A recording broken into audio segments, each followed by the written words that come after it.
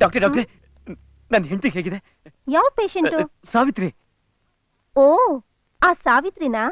ಬೇರೆ ಏನೂ ಇಲ್ಲ, ಡೋಂಟ್ ವರಿ. ಹೆರಿಗೆ ನೋವು ಅಷ್ಟೇ. ನಾನು ಅಪ್ಪ ಹಾಕಿದ್ದೀನ? ಥ್ಯಾಂಕ್ಸ್.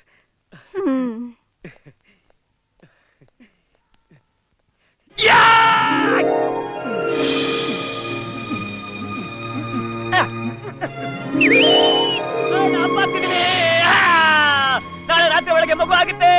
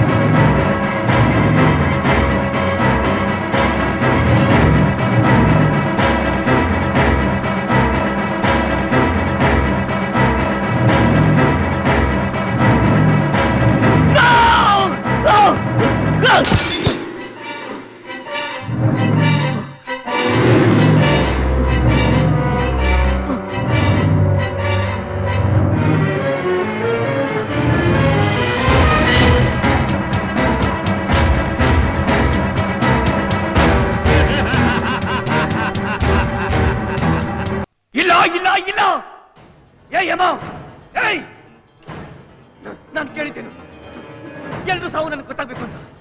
ಆದ್ರೆ ನನ್ ಸಾವಲ್ಲ, ಎಲ್ರು ಸಾವು ನನ್ ಸಾವು. ಇಲ್ಲ, ನನ್ ಸಾಯಲ್ಲ. ನಾನು ಬದುಕಬೇಕು. ಹೌದು, ನನ್ ಮಗು ನೋಡ್ಬೇಕು. ಇಲ್ಲ ಇಲ್ಲ ಇಲ್ಲ ಇಲ್ಲ ಇಲ್ಲ. ಸ್ವಲ್ಪ ನಿಲ್ಲು ತಾಯಿ. ಯಾಕೆ ಹೀಗೆ ಓಡುತ್ತಿದ್ಯಾ? ಸಾಯೋದಕ್ಕೆ ನಾನ್ ಸಾಯ್ಬೇಕು. ನನ್ನ ಗಂಡ ಸಾಯೋಕ್ ಮುಂಚೆ ನಾನ್ ಸಾಯ್ಬೇಕು. ಸ್ವಲ್ಪ ಸಮಾಧಾನವಾಗಿ. ಸಾವು ತುಂಬಾ ಸೂಕ್ಷ್ಮ. ಅದು ಬೇಕು ಬೇಕು ಅನ್ನೋರಿಗೆ ಬರೋದಿಲ್ಲ. ಆದ್ರೆ ಅದು ಬಂದಾಗ ಮಾತ್ರ ಯಾರೇ ಆದ್ರೂ ಹೋಗ್ಲೇಬೇಕು. ಆತ್ಮಹತ್ಯೆ ಮಾಡ್ಕೊಂಡ್ರೆ ಯಾಕೆ ಸಾಯೋಲ್ಲ? ಆವೇಶಕ್ಕೆ ಒಳಗಾಗಿ ನೀನು ಆತ್ಮಹತ್ಯೆ ಮಾಡಿಕೊಂಡ್ರೆ ಅದು ಮಹಾಪಾಪ. ಅದು ಅಲ್ಲದೆ ನಿನ್ನ ಹೊಟ್ಟೆಯಲ್ಲಿ ಆ ನಿಷ್ಪಾಪ ಮಗುವಿದೆ, ಅದನ್ನೂ ಜೊತೆಯಲ್ಲಿ ಸಾಯಿಸಿದ್ರೆ ಅದು ಶಿಶು ಹತ್ಯೆ ಆಗುತ್ತದೆ. ನೀನೇ ನರಕ ಯಾತನೆ ಅನುಭವಿಸಬೇಕಾಗುತ್ತೆ. ಅದೆಲ್ಲ ಸತ್ ಮೇಲೆ ತಾನೆ. ಗಂಡನ್ ಕಳ್ಕೊಂಡ್ ಚಿಂತೆ ಬದುಕಿರುವಾಗ್ಲೇ ನನ್ನ ಚಿತಿಯಾಗಿ ಸುಡುತ್ತೆ. ಅದಕ್ಕಿದ್ಲು ಸತ್ತು ಚಿತೆಗೇರೋದು ಒಳ್ಳೇದಲ್ವಾ? ಸಾವು ಅಂದ್ರೆ ಏನಂತ ತಿಳಿದುಕೊಂಡಿದ್ದೀಯ? ನೋಡು ತಾಯಿ, ದೇಹವೆಂಬ ಚರ್ಮದ ಚೀಲದಲ್ಲಿ ಆತ್ಮವನ್ನು ತುಂಬಿ ಬ್ರಹ್ಮ ಮಾನವನನ್ನು ನಿರ್ಮಿಸುತ್ತಾನೆ. ದೇಹ ಆತ್ಮ ಜತೆಯಲ್ಲಿ ಇರುವವರೆಗೂ ಮನುಷ್ಯನಿಗೆ ಈ ಲೋಕದಲ್ಲಿ ಆಯಸ್ಸು. ವಿಧಿ ಎಂಬ ನ್ಯಾಯಾಧೀಶ ಬಂದು ಆತ್ಮವನ್ನ ದೇಹದಿಂದ ಬೇರ್ಪಡಿಸಿದಾಗ ಆತ್ಮಕ್ಕೆ ಮರಣವಿಲ್ಲ, ದೇಹಕ್ಕೆ ಮಾತ್ರ ಮರಣ. ಈ ಲೋಕದಲ್ಲಿ ಅದಕ್ಕೆ ಸಾವು ಅಂತ ಅನ್ನುತ್ತಾರೆ. ನನಗೆ ನಿಮ್ಮ ವೇದಾಂತ ಬೇಕಾಗಿಲ್ಲ. ನಮ್ಮ ಮಗು ಹಾಗಿರಬಹುದು, ಹೇಗಿರಬಹುದು ಅಂತ ನೂರಾರು ಕನಸು ಕಾಣ್ತಿರೋ ನನ್ನ ಗಂಡನಿಗೆ ಅದೆಲ್ಲ ಬರೀ ಕನಸು ಅಂತ ತಿಳಿದ ಮೇಲೆ ಏನಾಗುತ್ತೋ ಏನೋ. ದಯವಿಟ್ಟು ಅವರನ್ನ ಕಾಪಾಡಿ, ನನ್ನ ಮಾಂಗಲ್ಯನ ಉಳಿಸಿ ನಿಮ್ಮ ಸೆರಗೋಟಿ ಬೇಡ್ಕೊತೇನೆ. ನನಗೆ ರಕ್ಷೆ ಕೊಡಿ. ನಾನಂದ್ರೆ ನೋಡು ತಾಯಿ, ನೀನು ನಾನು ಹೇಳಿದಂತೆ ಕೇಳಬೇಕು. ನಿನ್ನ ಆಸೆ ಈಡೇರುತ್ತದೆ. ಯಮಧರ್ಮ ಬರುತ್ತಿದ್ದಾನೆ. ಬಾ ನನ್ನ ಜೊತೆ.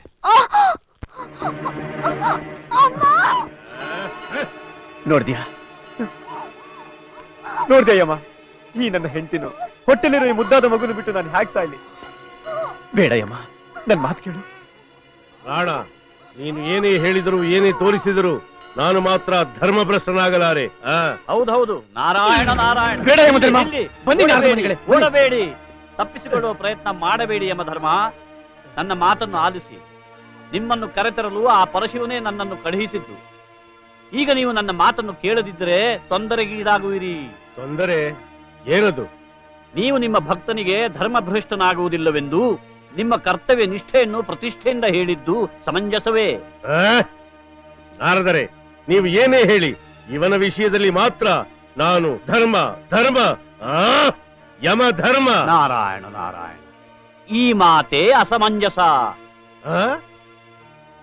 ಏನಂದ್ರಿ ನಾರದರೆ? ನಾರಾಯಣ ನಾರಾಯಣ, ನೀವು ನಿಮ್ಮ ಭಕ್ತನಿಗೆ ಕೊಟ್ಟ ವರದ ಅವಧಿ 90 ದಿನ. ಹೌದು. ಆದರೆ ಈಗ ಅವನು ಸಾಯುತ್ತಿರುವುದು 1 ದಿನ ಮೊದಲೇ. ವರದ ಅವಧಿ ಅಪೂರ್ಣವಾದರೆ ನೀವು ವಚನ ಭ್ರಷ್ಟರಾಗುತ್ತೀರಿ. ಆದರೆ ಸಾವನ್ನು 1 ದಿನ ಮುಂದೂಡಿದರೂ ಧರ್ಮ ಭ್ರಷ್ಟರಾಗುತ್ತೀರಿ. ಈಗ ನೀವೇ ಹೇಳಿ ಯಮಧರ್ಮರಾಯ, ನೀವು ವಚನ ಭ್ರಷ್ಟರಾಗುತ್ತೀರೋ ಅಥವಾ ಧರ್ಮ ಭ್ರಷ್ಟರಾಗುತ್ತೀರೋ? ನಾರದರೆ, ಎಂತಹ ಧರ್ಮ ಸಂಕಟಕ್ಕೆ ಸಿಲುಕಿಕೊಂಡೆ.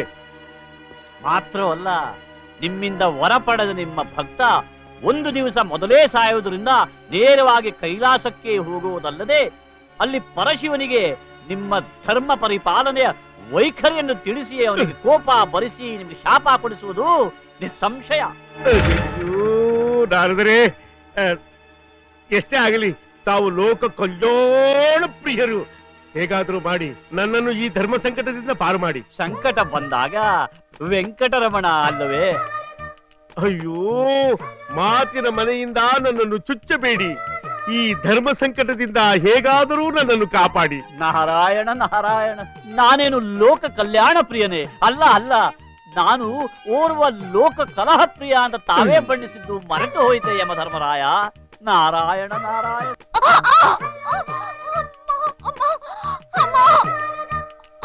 ಯಮಧರ್ಮರಾಜ, ನೀವು ನಂಬಿದವರನ್ನ ಕೈ ಬಿಡೋದಿಲ್ಲ. ದಯವಿಟ್ಟು ನನ್ನ ಗಂಡನ ಕಾಪಾಡಿ. ನಾನು ಗರ್ಭಿಣಿ.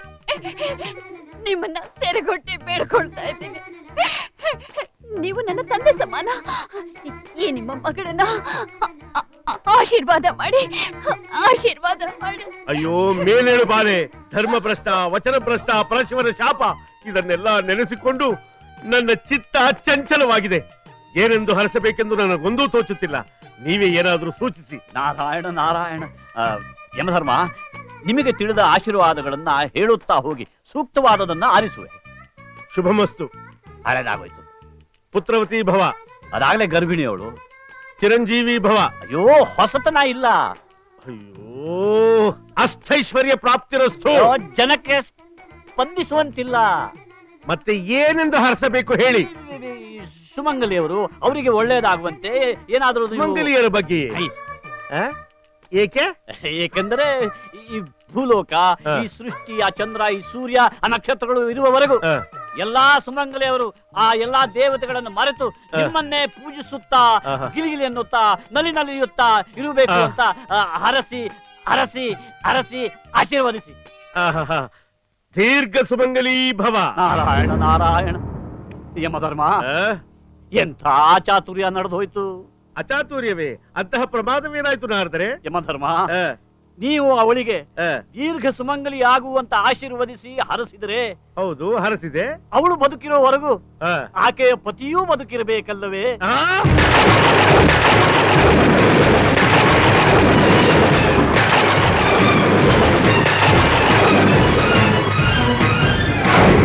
ನನ್ನ ಸರ್ವಾಪರಾಧವನ್ನು ಕ್ಷಮಿಸು ಮಹಾದೇವ. ಕ್ಷಮಿಸಲು ತಾವೇನು ತಪ್ಪು ಮಾಡಿರುವಿರಿ? ಸ್ವಾರ್ಥಕ್ಕೆ ಬಲಿಯಾಗಿ ನನ್ನನ್ನು ಅನನ್ಯವಾಗಿ ಪ್ರಾರ್ಥಿಸಿದ ಭಕ್ತನೋರ್ವನಿಗೆ ಸಾವಿನ ರಹಸ್ಯವನ್ನು ತಿಳಿಸಿ ಕೊಡಬಾರದ ಸಂಕಷ್ಟಕ್ಕೆ ಗುರಿಯಾದೆ. ಹಾಗೆಂದು ಹೇಳಿದವರಾರು? ನನ್ನ ಸ್ವಯಂಕೃತ ಅಪರಾಧ ನನಗೆ ತಿಳಿಯದೇ ಪಾರ್ವತೀಪತೆ. ಅದು ತಮ್ಮ ತಪ್ಪು ಕಲ್ಪನೆ. ಅಂದರೆ ನೀವೆಲ್ಲರೂ ಭೂಲೋಕಕ್ಕೆ ಹೋಗಲು ಕಾರಣಕರ್ತನು ನಾನೇ. ನಾರಾಯಣ ನಾರಾಯಣ. ತಮ್ಮನ್ನು ಅರ್ಥ ಮಾಡಿಕೊಳ್ಳುವುದೇ ಕಷ್ಟ ಸದಾಶಿವ. ಎಲ್ಲರೂ ಎಲ್ಲವನ್ನೂ ಅರ್ಥ ಮಾಡಿಕೊಂಡಿದ್ದರೆ ಈ ಕಾಲಚಕ್ರದ ವೃತ್ತಕ್ಕೆ ಅರ್ಥವೇ ಇರುತ್ತಿರಲಿಲ್ಲ. ಒಗಟಾಗಿ ಮಾತನಾಡುವುದನ್ನು ಬಿಟ್ಟು ಈ ರೀತಿ ತಪ್ಪು ಮಾಡುವಂತೆ ಪ್ರೇರೇಪಿಸಲು ಕಾರಣವೇನು ಸ್ವಾಮಿ? ನಮ್ಮ ಮುಷ್ಟಿಯಲ್ಲಿರುವ ಸಾವಿನ ರಹಸ್ಯದ ಬಗ್ಗೆ. ನಾರಾಯಣ ನಾರಾಯಣ. ಮಂಗನಿಂದ ಮಾನವನನ್ನಾಗಿ ಪರಿವರ್ತಿಸಿ ಅವನ ಇತಿಮಿತಿಯ ಮೇರೆಯನ್ನು ಮೀರುವಂತೆ ಸಕಲವನ್ನೂ ಕಂಡುಹಿಡಿಯುವ ಶಕ್ತಿಯನ್ನು ಕೊಟ್ಟೆ. ಸಾವನ್ನು ಮಾತ್ರ ಮುಚ್ಚಿದ್ದೆ. ಆದರೆ ಆ ಮಾನವನು ನಮ್ಮ ಕೈಯಲ್ಲಿರುವ ಸಾವಿನ ಬೇರಿಗೆ ಕೈ ಹಾಕುವುದಕ್ಕೆ ಪ್ರಯತ್ನ ಪಟ್ಟ. ಅವನಿಗೆ ತಿಳಿಯಬಾರದೆಂಬ ಉದ್ದೇಶದಿಂದಲ್ಲ. ಒಂದು ವೇಳೆ ತಿಳಿದಿದ್ದೇ ಆದರೆ ಅದರಿಂದ ಉಂಟಾಗುವ ಅನಾಹುತಗಳು ಏನೆಂಬುದನ್ನು ಮಾನವನಿಗೆ ಮುಂಚಿತವಾಗಿ ತಿಳಿಸಲು ನಿಮ್ಮನ್ನು ಉಪಯೋಗಿಸಿಕೊಂಡೆ. ನಾರಾಯಣ ನಾರಾಯಣ, ಎಷ್ಟೇ ಆಗಲಿ ಶಂಭೋ, ನೀವು ತಾನೇ ಈ ಜಗನ್ನಾಟಕದ ಸೂತ್ರಧಾರಿಗಳು, ನಾವೆಲ್ಲ ಕೇವಲ ಪಾತ್ರಧಾರಿಗಳು.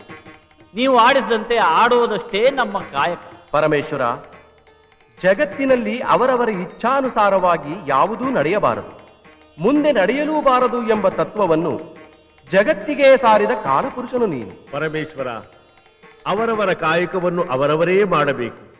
ಮರೆತು ಬೇರೆಯವರ ಕಾಯಕಕ್ಕೆ ನಾವು ಕೈ ಹಾಕಿದೆವು, ಇಲ್ಲದ ಅಪವಾದಕ್ಕೆ ಗುರಿಯಾಗುವುದಲ್ಲದೆ ಕೊನೆಗೆ ಅಪಹಾಸ್ಯಕ್ಕೂ ಈಡಾಗಬೇಕಾಗುತ್ತದೆ ಎಂಬುದನ್ನು ನಮ್ಮ ಮೂಲಕ ಭೂಲೋಕದ ಜನರಿಗೆ ನೀನು ತೋರಿಸಿಕೊಟ್ಟಿರುವೆ. ಮಹಾದೇವ, ನಾರದರು ಹೇಳಿದಂತೆ ಎಲ್ಲವೂ ನೀನೆ.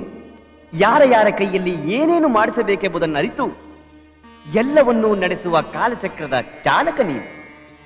ಕೊನೆಗೂ ಸಾವಿನ ಗುಟ್ಟು ಬಯಲಾದರೆ ಎಂತಹ ಅನರ್ಥವಾಗುತ್ತದೆ ಎಂಬುದನ್ನು ಜಗತ್ತಿಗೆ ತೋರಿಸಲು ಸರಿಯಾದ ನಾಟಕವನ್ನೇ ಆಡಿಸಿದಿರಿ ಸ್ವಾಮಿ.